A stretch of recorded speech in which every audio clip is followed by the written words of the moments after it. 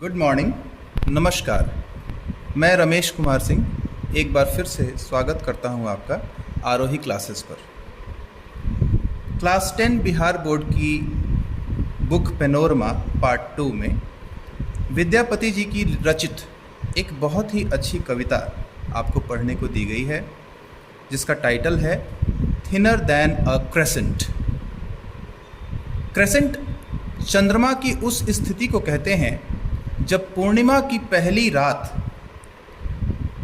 यानी जो उजाला वाला दिन शुरू होता है अमावस्या के बाद, तो जो पहली स्थिति में चंद्रमा दिखता है जितना पतला, उस पतली कर्व्ड आकृति को, घुमावदार आकृति को क्रेसेंट कहा गया है। विद्यापति जी हिंदी जगत के एक बहुत ही जाने माने कवि हैं। आप इनको भक्ति कवि, काल के कवि से भी जोड़ सकते हैं। वैसे ये प्रेम कवि के रूप में ज़्यादा प्रसिद्ध हैं। जयदेव जी की कविताओं से काफ़ी ये प्रेरित थे, लेकिन उनकी कविताओं में और इनकी कविताओं में जो मुख्य रूप से फ़र्क देखने को मिलता है वह यह कि जयदेव जी ने ज़्यादा श्री कृष्ण का वर्णन किया है और श्री कृष्ण की ही बातों पर ज़्यादा जोर दिया है, जबकि विद्यापति जी अपनी कविताओं में राधा को प्रमुख स्थान देते हैं। वो कहते हैं कि यदि राधा नहीं तो कृष्ण किस काम का। कुछ इसी तरह के विचारों से उनकी सारी कविताएं ओतप्रोत मिलती हैं। आइए आज मैं प्रयास करता हूँ कि यह छोटी सी जो कविता आपको पढ़ने के लिए दी गई है, इसको मैं अच्छे से समझा पाऊँ। इस कविता में राधा की एक सखी, जिसका नाम नहीं बताया गया, अज्ञात है, एनोनिमस है, वह कृष्ण के पास दौड़ी दौड़ी जाती है और उनसे राधा के हाल को बयां करती है। आइए सुनते हैं वह क्या कहती है। कविता को समझाने से पहले मैं इसके पहले पद को रिसाइट करना चाहूँगा। जैसा कि मैं पहले भी वीडियोस में बता चुका हूँ, कवित्त पाठन को अंग्रेजी में रिसाइटेशन कहा जाता है। हम उसे रीडिंग कह सकते हैं, लेकिन रीडिंग एक बहुत ही कॉमन वर्ड है और कविताओं के पाठन की एक शैली अलग होती है, स्टाइल अलग होता है, इसे रिसाइटेशन कहते हैं। तो मैं ये कविता पहले रिसाइट करता हूँ और उसके बाद कुछ जो कठिन शब्द हैं उनको मैं पहले एक्सप्लेन कर दूँगा, फिर मैं अर्थ की ओर बढ़ता हूँ। Her tears carved a river and she broods on its bank, hurt and confused. You ask her one thing, she speaks of another. Her friends believe that joy may come again, and at times they banish hope and cease to care. Carved का मतलब होता है बना दिया या गढ़ दिया। Tears मतलब आंसू, रिवर आप समझते ही हैं। बैंक यानी किनारा, और ब्रूट्स मतलब होता है चिंता करना, बहुत ज़्यादा चिंता मग्न होकर के, निराश होकर के किसी एक ही विषय पर बार बार सोचना। हर्ट का मतलब होता है दुखी या चोटिल या घायल। कंफ्यूज्ड यानी मेंटल वह स्थिति, वह स्टेट ऑफ माइंड जिसमें व्यक्ति निर्णय न ले पाए कि क्या करें क्या ना करें, उलझन की स्थिति जिसको आप कह सकते हैं। तो बहुत ज़्यादा कठिन शब्द इसमें है नहीं। वास्तविकता यह है कि यह कविता तो हिंदी में लिखी गई और इसको बाद में अनुवाद किया गया है अंग्रेजी में आप लोगों के लिए। बाकी सब शब्द बहुत आसान है। यहाँ पर एक यहाँ वर्ड आता है बैनिश। बैनिश का मतलब होता है ख़त्म कर देना, नदारद कर देना, नष्ट कर देना। और होप यानी उम्मीद। सीज का मतलब होता है रोकना, केयर आप समझते ही हैं। तो आइए अब देखते हैं कि इस कविता के इस पद में कवि क्या कहना चाहते हैं। जैसा कि मैंने कहा, राधा की एक सखी कृष्ण के पास दौड़ी दौड़ी जाती है। दौड़ी दौड़ी जाती है, इसका मतलब कि स्थिति बहुत ख़राब है, गंभीर है, और वह जाके कृष्ण से राधा के हाले दिल बयां करती है। यानी राधा की स्थिति क्या है, वह उनके प्रेम में, उनके विरह में कैसी हो गई है, इस चीज़ को बताने के लिए कृष्ण के पास दौड़ी दौड़ी जाती है। क्योंकि कृष्ण राधा से काफ़ी दिनों से मिलने नहीं आए। तो वह कहती है, रिपोर्ट कर रही है, she is reporting to Krishna, and what are her words, let's C.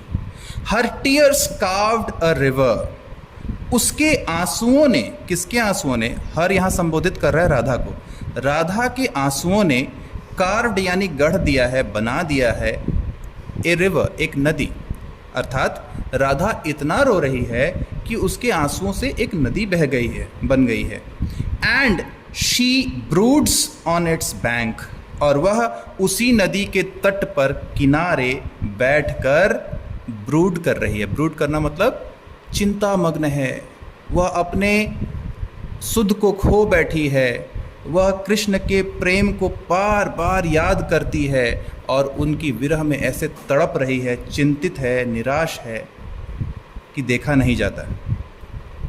Hurt and confused, वह काफ़ी दुखी है, उसे दिल से ठेस पहुंची है, चोट पहुंची है, इसलिए यहाँ पे हर्ट वर्ड यूज़ हुआ है। और वह कंफ्यूज्ड है, वह उलझन में है कि इस परिस्थिति से वह कैसे बाहर निकले। You ask her one thing, she speaks of another. आप यदि कुछ उससे पूछते हैं तो वो कुछ और ही जवाब देती है। अर्थात वो अपने सुध बुद्ध सब खो बैठी है, कृष्ण के प्रेम में वो इतनी मग्न है और उनके विरह में वो इतनी निराश है कि उसे पता ही नहीं कि वह क्या बोलती है। जब उसकी कोई सखी या कोई उससे सवाल करते हैं तो वो कुछ और ही उल्टा पुल्टा बोलना शुरू कर देती है। Her friends believe that joy may come again, at times they banish hope and cease to care. उसके दोस्तों को ये जो विश्वास है कि उस राधा की ज़िंदगी में, उसके मित्र सखियों को यह जो विश्वास है कि राधा की ज़िंदगी में फिर से वह उत्साह, वह खुशी, उमंग लौटेगी, इस उम्मीद को अब उन्होंने त्यागना शुरू कर दिया है। अर्थात जो उसको देखते हैं अब तो वह भी कहने लगे कि लगता है कि राधा के जीवन में फिर से वह उमंग, फिर से वह तरंग, फिर से वह खुशी शायद ही आ पाएगी। जब दूसरों को इतना लगता है, आप समझ सकते हैं कि राधा की स्थिति कैसी है। लगता है कृष्ण, माधव अब राधा से मिलने नहीं आएंगे और राधा यूं ही तड़पती रह जाएगी। नेक्स्ट स्टांजा में, अगले पद में कवि कहते हैं या कवि लिखते हैं कि जो राधा की सखी कृष्ण के पास पहुंची हैं, वो कृष्ण को संबोधित करती हैं उनके दूसरे नाम से, माधव से। कहती हैं, ओ Madhav, I have run to call you. हे माधव, मैं दौड़ते दौड़ते आपके पास आई हूँ आपको बुलाने के लिए। यानी वह चाहती हैं कि माधव उनके साथ चलें और राधा के हाल को देखें। हे माधव, मैं दौड़कर आपको बुलाने आई हूँ।